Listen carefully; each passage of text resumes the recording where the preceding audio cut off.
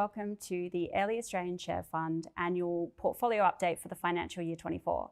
So it was another interesting year in markets, with the ASX 200 returning 12.1%, including dividends. And that was a really solid return when you consider a raft of economic data that suggested that the economy is really slowly grinding to a halt. The fund has returned slightly better than that, but there are a number of portfolio updates, particularly in that last quarter, that were disappointing, as well as broader updates from stocks in the market that suggest to us this idea that things are really slowing down out there. So I thought this was a great opportunity to rope in the analyst team at Airlie to really run through and reflect on what we've learned investing in markets this last year and what we're excited about as well. So I might start with you, Joe. And I think it's always good to start with our mistakes. Now, Joe, you have overseen some of the best performing stocks in the portfolio over the year, like QBE and Seven Group. So I don't mean to throw you in it by going straight to one of the worst performing stocks in the portfolio and a stock we've actually had to exit because it has now failed our balance sheet filters. But, I think it's always really important to focus on your mistakes and what you've learned from them. So why don't we kick off by talking about what we've learned from our investment in Aurora? Yeah, no problem. So Aurora is a business we held coming into the financial year. Last September, they announced the acquisition of a French premium spirit bottle maker called Saverglass. Generally, we're pretty wary of large-scale M&A. In this instance, Aurora had to raise both equity and debt to buy the business. It's an offshore business. They also bought it from private equity. These are generally pretty big red flags.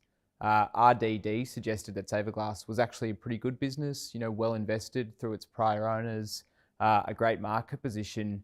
Where Aurora has been caught out is the cycle. Saverglass has subsequently downgraded twice, since Aurora bought the business. And as a result, the Aurora share price has really derated. Now, you look at the share price today and say, well, 12 times PE, that's not particularly expensive. And generally we're happy to lean into the cycle where we think there is an underlying good quality business. It's just that in this instance, they've had to raise so much debt. It's really compromised the balance sheet from our perspective, such that the existential risk of a capital raise now hangs around if the cycle is just a bit worse than people expect. Thanks for that, Joe. Turning to you, Jack, what have you learned this year in investing? Well, it sounds a bit trite, but it's just that valuation is important. I think probably about a year ago, we were looking at things like supermarkets, and Woolworths, for example, was trading at a premium to the market. People were excited by the fact that it was defensive in an environment of rising interest rates, high inflation, and a high cost of living. It was seen as a stable place to invest. Now, we didn't invest at that point in time just due to the fact that the valuation did seem quite steep. But what we've seen over the last 12 months is the fact that the share price has actually fallen 15 to 20%. And I think that what that shows is that any investment has risk if the valuation is wrong.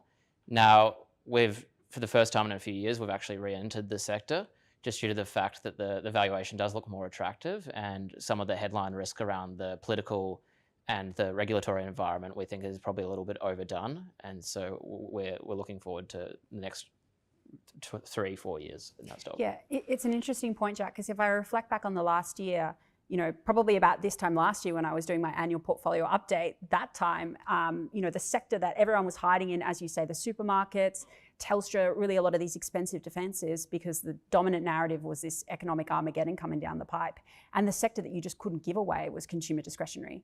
And, we were adding to those stocks in the portfolio that had been swept up in this fear. So Premier Investments, Nick Scali, Wesfarmers. So I really wanted to, canvass how the year went for those companies, because they ended up being some of our best performers, thanks to your good work, Vinay. So, what have you learned in investing in the consumer discretionary sector this year? Sure. So the macro outlook last year turned incredibly bearish. We saw panic grip the retail sector, with companies sold off 30 to 40% across the board.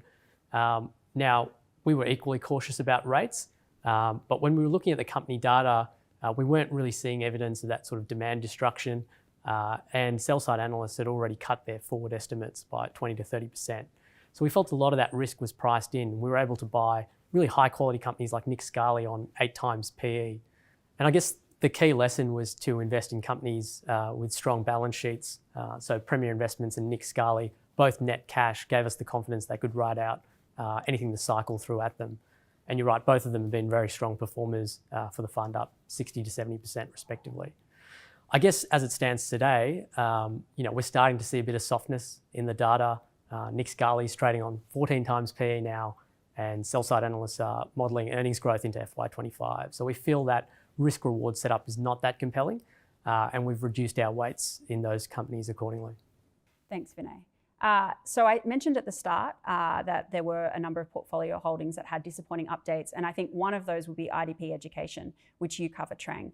We added this to the portfolio at the beginning of this year, effectively having our eyes open that there was a lot of regulatory risk and thinking that that was what was creating the opportunity to buy a quality company.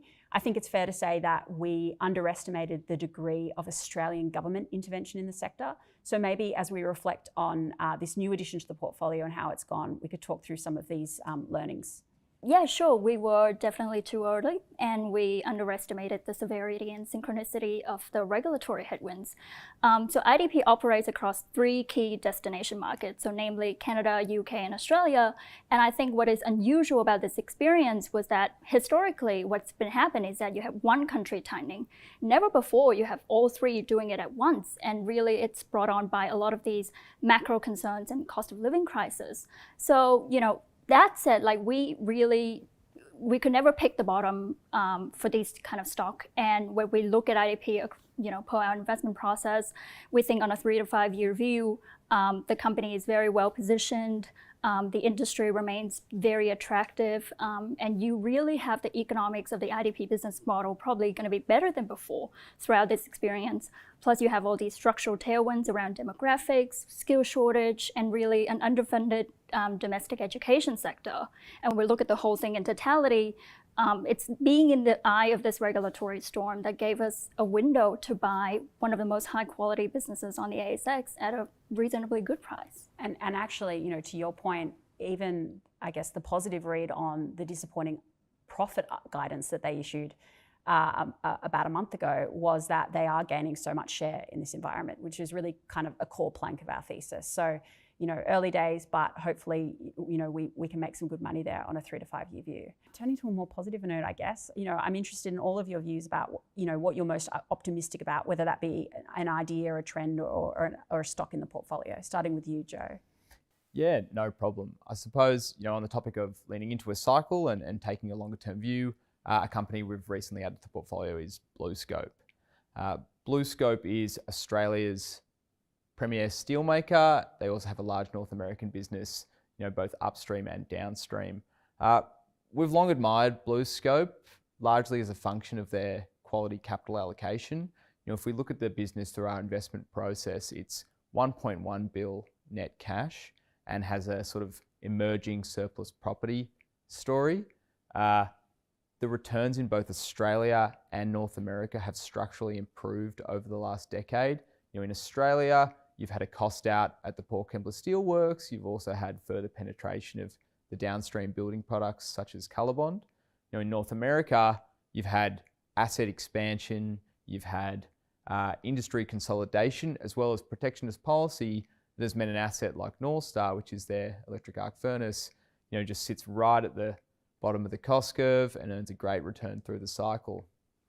From a management quality perspective, you've got a really long tenured key management team that has worked in all parts of the business.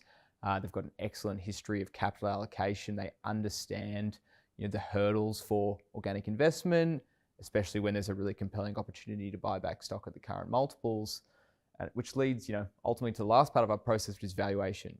The stock trades on 10 times PE. It's a material discount to Australian building products companies. It's a material discount to North American steel makers. Overall, when we weigh up all those factors, it just feels like a great opportunity at these prices and a company we'd love to hold for the next 3 to 5 years. Yep. Thanks, Joe. And Jack, what's got you excited in the portfolio? Well, probably a bit of a weird thing to be excited about, but I'm quite excited to sort of see where margins end up for a lot of the businesses in my coverage. Now at a point in time where I think post-pandemic economies and business models are starting to stabilize. And what we saw over the last few years is more top-line driven profit growth, where inflation as well as a strong end demand environment drove the majority of profits for companies, and probably much to the annoyance of investors, we didn't see what you'd probably expect in terms of margin expansion over that period in time. And so I think that over the last 12 months, it's probably been an example of beginning to see companies actually talk to their cost base and looking at how they can drive productivity within that cost base. Both companies that are doing well at the moment, but then also ones where the revenue environment may be a little bit weaker. And so going back to Woolworths, that's probably an example of that. The price inflation is going down, or in some categories it's in deflation. Yet at the same time, one of their key cost drivers, which is labour cost, is still running at about inflation. So if they can't drive productivity in that business, margins will probably be under pressure in that environment. So that's really going to be a focus for the company going forward. Thanks, Jack. What about you, Vinay? What do you find interesting in the portfolio at the moment? Well, I think ResMed is still a very topical stock. I think if we were having this discussion a month ago, I've been telling you it's one of our best performers, but unfortunately, Eli Lilly spoiled the party by publishing some clinical data in June that's really reignited the GLP-1 debate. Now, the share price is a lot higher than it was last year at $28, but the multiple remains depressed at 22 times PE, and that's because the company's actually delivered 20% earnings growth. Look, we're not naive. We think GLP-1s may well reduce the addressable market for ResMed, but this is a company that was trading on 35 to 40 times PE not that long ago, and it's now on 20 times. So we feel the share price is discounting a very large reduction in the addressable market for ResMed. We think CPAP probably remains frontline therapy, and GLP-1s mainly complement that. So we're happy to be patient and just let the earnings do the talking over time. Yeah, and that's certainly the feedback that we've been getting from the channel. You and I have been doing a lot of calls with sleep physicians lately, especially post the Lilly result, and we're certainly hearing feedback that CPAP will remain frontline therapy. Finally, rounding out with you, Trang, what do you find interesting in the portfolio at the moment? I think it's very interesting to see how your traditional fuel retailers, so namely Ampol and Viva, and we hold Ampol, are evolving with their retail strategy. When I look at the Australian sector relative to the offshore, I think there's plenty of upside opportunities for them to build out and beef up their retail offerings, like having a great convenience offers, doing a great QSR, and in their forecourt. And I think there's plenty of evidence of success stories offshore, so I'm quite optimistic about the journey. However, that being said, this retail transformation is never linear. It's always going to take time. There's going to be always trial and errors. I think in their current form, the business, both of them, have great cash return, make good money, and actually screen quite cheaply relative to the other energy or industrial sector. So I'm quite excited by their strategy. Plus, I think it's a pretty good timing now that we've got the Guzman IPO. We have a very high quality QSR company listing on the market, doing exciting things. We didn't participate in the IPO just because of the valuation, but yeah, definitely a very exciting space to watch. And Airlie, I can attest to the fact that the Airlie team did a lot of extensive due diligence ahead of the Guzman IPO. We've really put our bodies on the line, but we haven't participated in the IPO. As you said, it comes down to valuation reasons, but we think that's a very interesting company. So thank you guys so much for joining me, and thank you so much for listening to this portfolio update.